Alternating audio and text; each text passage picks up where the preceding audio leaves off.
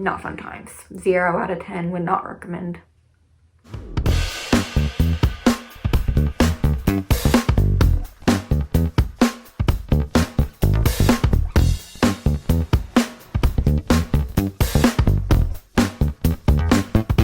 Good morning, everybody.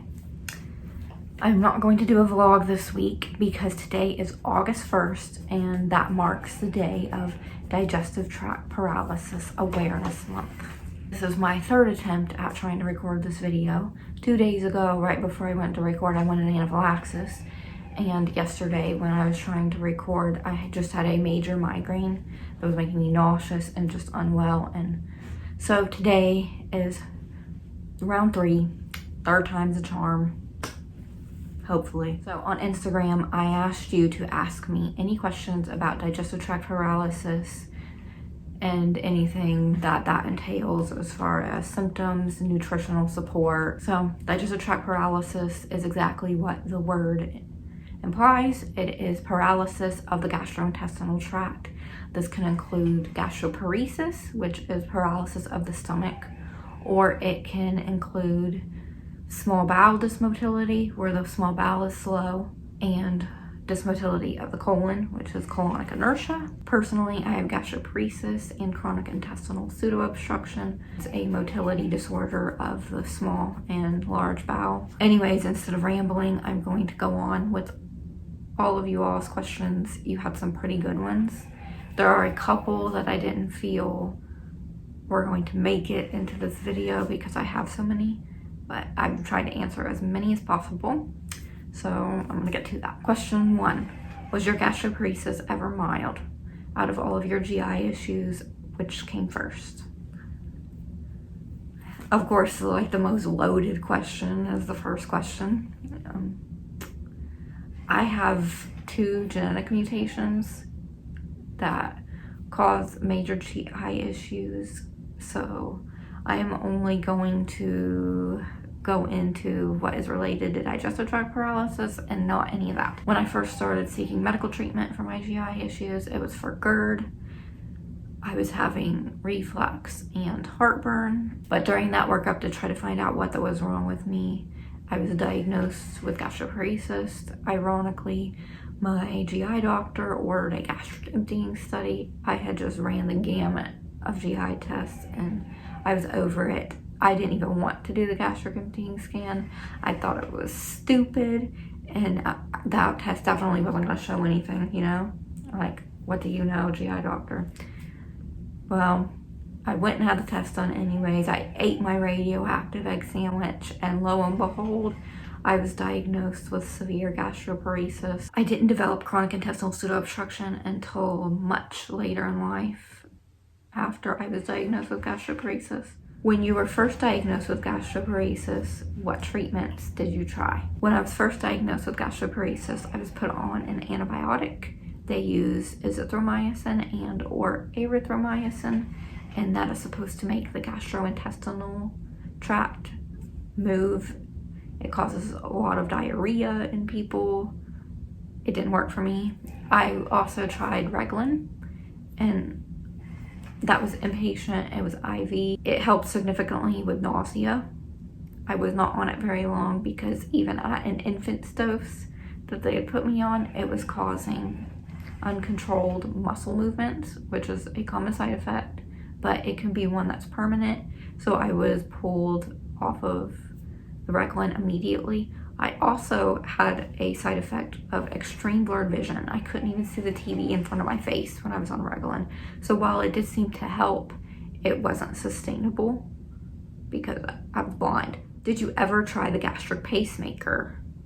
Do you know anything about them? We have flirted with the idea of the gastric pacemaker, but because my dysmotility is throughout my entire GI tract and not just the stomach, that they didn't feel that was a very good option, especially when I do not typically respond well to surgeries due to other underlying conditions. What is the difference between gastroparesis and chronic intestinal pseudoobstruction? Gastroparesis is paralysis of the stomach, whereas chronic intestinal pseudoobstruction is a motility disorder where the patient, or like the person, it's like they have a bowel obstruction all of the time. So their bowels stay very dilated with air fluid levels on scans, which depicts the presence of a bowel obstruction when there's actually no true mechanical obstruction. These obstructions just occur because of the motility. Either the bowel is too slow, or the contractions are they're there, but they're so uncoordinated that it cannot move food and air and digestive bile through properly. What are the symptoms of chronic intestinal pseudoobstruction? The symptoms are extreme distension. It's different than gastroparesis, bloating. I can even show a picture. It's night and day. So you've got distension, pain, nausea, vomiting, diarrhea or constipation, any symptom of a bowel obstruction. And the biggest thing, especially during the diagnostic process, are scans that show dilated bowels with air fluid levels. So it's going to look like a bowel obstruction with air fluid levels, and it's different than regular constipation. People call me diarrhea queen because I have diarrhea more than constipation. But if you look at my scans, it looks like I have a bowel obstruction on my scans. It's different. Now, most people with chronic intestinal pseudoobstruction do have constipation, but I lean the other direction. What is the diagnosis process for chronic intestinal pseudoobstruction? The diagnostic process for chronic intestinal pseudoobstruction starts with the gastric emptying scan, because most people with chronic intestinal pseudoobstruction have gastroparesis also. They can do a small bowel follow-through. A small bowel follow-through is where they have you drink barium or a contrast called gastrographin, and they watch it as it goes through your gastrointestinal tract.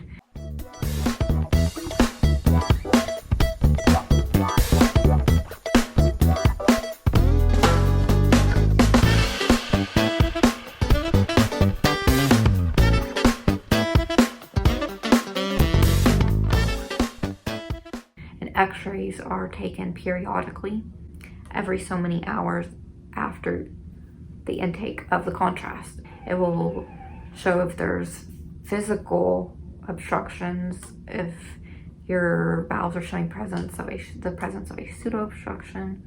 For example, mine showed partial obstructions throughout my small bowel. And let me just say this too. If you have chronic intestinal pseudo-obstruction, use gastrographin instead of barium. The barium will solidify in you and cause an obstruction, and they might have to surgically go in and fetch it out, because I came very close. It took 4 or 5 weeks before the barium was completely cleared out of my system. It got stuck. They can do the SMART pill test, which is where you swallow a pill with a camera. It can measure motility there. And there's one where you actually swallow this pill. The name has escaped me, but the pill has little discs in it that show up on x-ray. And you take the pill and that capsule dissolves, but you'll have all these little discs throughout your GI tract, and you go in every so often for an x-ray, and that'll tell them how slow your GI tract is. But the SMART pill test will actually take pictures inside your bowel, and they can do manometry testing. They have manometry through the whole GI tract. They can do esophageal, your gastric manometry, intestinal, colonic, your colon, and your rectal. And that is where you have these wires that are placed in these parts of the body, and they measure your contractions, and they measure the contractions in a fasting state, after a meal, and given a medication, some kind of motility agent. Some people will be given erythromycin, Reglan, and if those contractions respond, or if your stomach contractions start up and respond when you're given that medication, it'll show on the manometry test and to be able to tell you if that medication is likely to work or not. What is the treatment for chronic intestinal pseudoobstruction? It's very similar to gastroparesis. They just try all these different meds, the antibiotics, the Reglan, the domperidone. There are other meds that are currently being studied. Mestinon, I was on that for a while. TPN, CIPO has the worst mortality rate out of all motility disorders. Most of us are on TPN long-term or have been on TPN long-term. As far as a treatment for chronic intestinal pseudoobstruction that's been considerably helpful is venting stomach contents through my PEG tube. The purpose of venting, it's basically like throwing up without throwing up out of your mouth. Instead, it's coming out of a feeding tube inserted just into the stomach. Since the intestines are too burdened to digest my own secretions through air, stomach acid, venting all of my stomach acid and air out, that prevents it, or some of it, because it's not foolproof. Not everything goes out of the tube. It does not make it into my intestine to cause a problem. As I will emphasize later in the video, it's very important to find your underlying cause for your CIPO, because if they can treat that, then the motility might improve. They can also take biopsies of the intestines, and these biopsies have to be fresh, but it will show them whether it's muscle related or nerve related, because that can help direct treatment for your motility problem as well. When you have obstructions, what does the pain compare to? I can't even compare it to anything I've experienced on this earth. It is number one worst pain ever. You can literally feel your intestines stretching, and it's miserable. It's like you can't move, you can't even sit up straight, but yet you can't stay still. I'm usually in a fetal position or like laid down like a frog almost, with my head between my knees, going back and forth. It's awful. My mom compared it to a lady about to give birth. On some of the Facebook forums where people have talked about it, they said that their obstruction pain hurts worse than giving birth. But I don't even know how to, like, it's not something you can even fathom until you've experienced it. And when my first one happened, I thought something had ruptured. I didn't know it was an obstruction at the time. I ended up going to the ER because I thought I had an organ that had ruptured. It was bad. Not fun times. 0 out of 10, would not recommend. How often do you experience stomach pain and bloating? When I just had gastroparesis, I did not have a lot of pain. I had bloating and severe nausea. I cannot throw up with my gastroparesis because I've had anus and funduplication, and that's where they take part of the stomach and they wrap it around the esophagus to prevent reflux and vomiting. So I can't throw up, but I had severe nausea and bloating when I just had gastroparesis. Occasionally I would have pain in my actual stomach area, but it was more nausea for me. Now, since I have developed chronic intestinal pseudoobstruction, I have pain in my intestines 24/7, just about. My bloating from gastroparesis is different than my distension from chronic intestinal pseudoobstruction. I would just get huge when I'm having a CIPO flare. What is the biggest struggle for you? The biggest struggle for me with my digestive tract paralysis is not knowing when I'm going to have a bad obstruction episode that hospitalizes me, and not knowing whether a pseudoobstruction is a mechanical obstruction or not, because they feel the exact same. So, and I've had mechanical obstructions that require surgical intervention in the past. So whenever I have a bad episode, it's almost like I have to go inpatient or to the ER to have testing done and scans to rule out whether it's pseudoobstruction or mechanical obstruction, because if you miss something that needs intervention, like I almost did with my volvulus, then you can die. And that wouldn't be good. And then my other struggle is wanting a normal life. And when I see everyone else my age having that normal life, it's hard not to get envious sometimes. What are some tips for the newly diagnosed? My number one tip is don't compare yourself to other patients, because what works for one may not work for another. And just because one person's really severe, it doesn't mean you're going to end up like that person. We all have different medical situations, and you can't tell the future. So you don't worry about what your life is going to look like with gastroparesis 5 years from now, because you have no way to know. And that it's just a waste of energy, and just focus on healing and managing your condition on how it is in that present moment. Number two, don't omit a safe or unsafe food unless you've tried it yourself. Just because a list online tells you not to eat this, and this, you do what your doctor says and what you know works for you. And number three, find your underlying cause of your gastroparesis.